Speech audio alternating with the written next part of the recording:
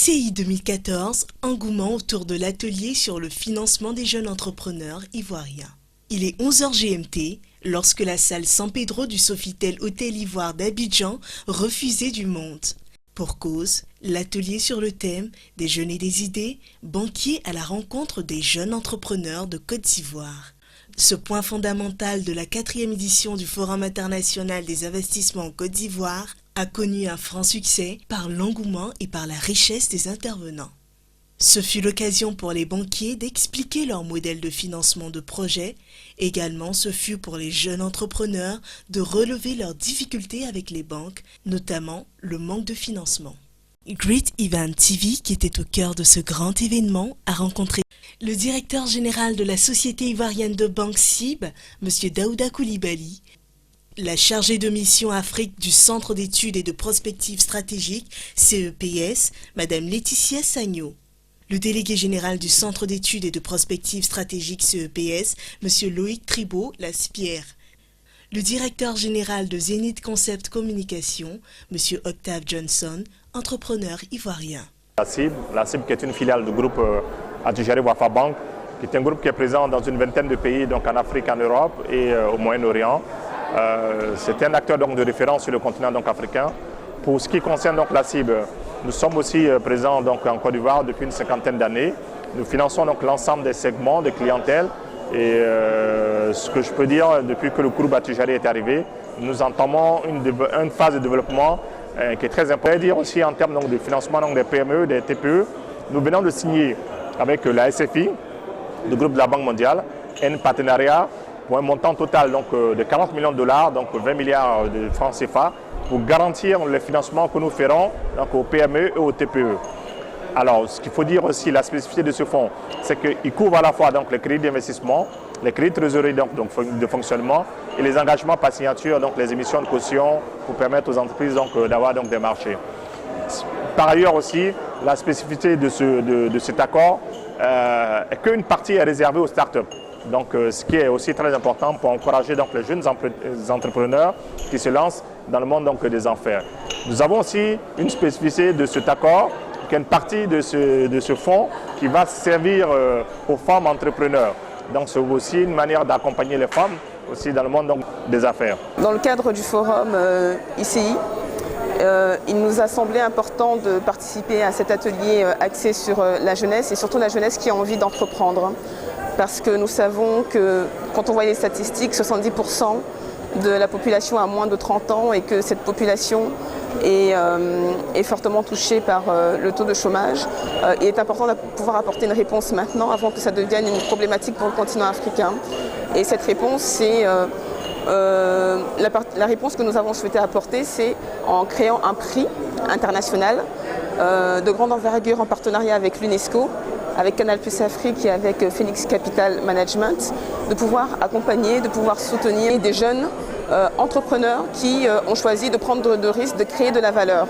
Et ce prix donc, est une dotation de 20 000 dollars par an et surtout, plus que l'aspect financier, c'est l'accompagnement du jeune dans la gestion de son entreprise et les questions de gouvernance. Nous avons créé avec l'UNESCO, Phoenix Capital et Canal Plus Afrique un prix qui est chargé de soutenir un homme, un Africain qui entre 21 et 35 ans a décidé de créer.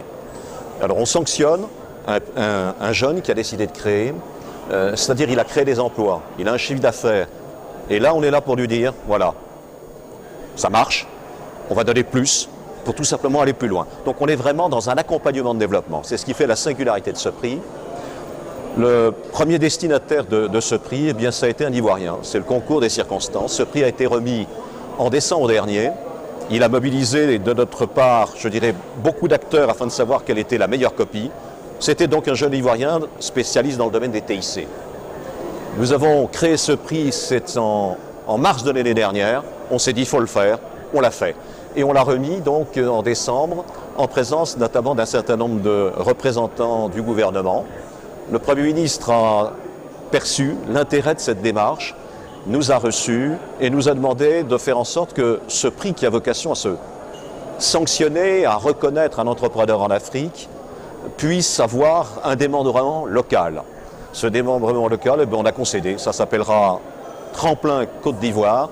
Je vous annonce donc, comme le soulignait Laetitia, chaque année, nous consacrerons à travers un accompagnement juridique, fiscal et de stratégie, un jeune, une jeune, puisque il y aura donc deux allocataires, avec un montant d'une bourse qui sera significative. La promotion de la start-up n'est pas un événement, c'est un processus.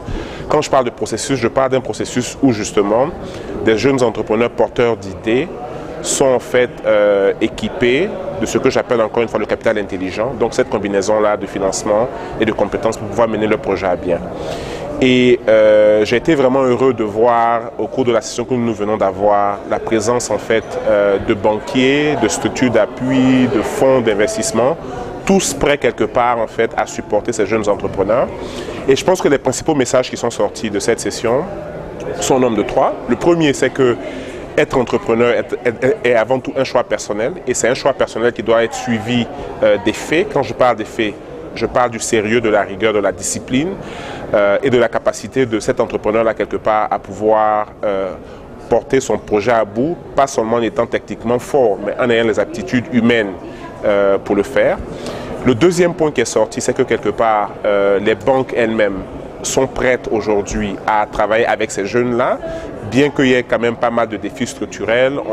On a noté notamment la réduction des taux d'intérêt de 18% à 15%. On a noté le lancement, par exemple, par la CIB d'un fonds de 20 milliards de francs CFA qui va justement permettre que ces jeunes entrepreneurs et ces PME-là soient financés. Et je pense que le troisième point qui est sorti, c'est le fait que toutes les réformes qu'on voit aujourd'hui en Côte d'Ivoire visant justement à améliorer l'environnement des affaires sont importantes. Nous évoluons dans tout ce qui est support publicitaire et tout ce qui est événementiel. Et ce forum est à point nommé à partir du moment où ça a réuni tous les secteurs et nous ne pouvons pas rester indifférents. Je félicite tous les entrepreneurs qui ont fait quand même le déplacement parce que c'était des échanges qui sont très très fructueux. Donc c'est bénéfique sur tous les plans, surtout qu'on a des banques, des surfaces financières qui ont vraiment répondu à toutes nos attentes. Je pense que c'est une opportunité. Donc je remercie Great Event TV pour quand même nous accompagner aussi, pour l'opportunité que vous nous offrez pour parler de tous nos attentes. Nous avons fait de l'événement et du développement économique notre passion.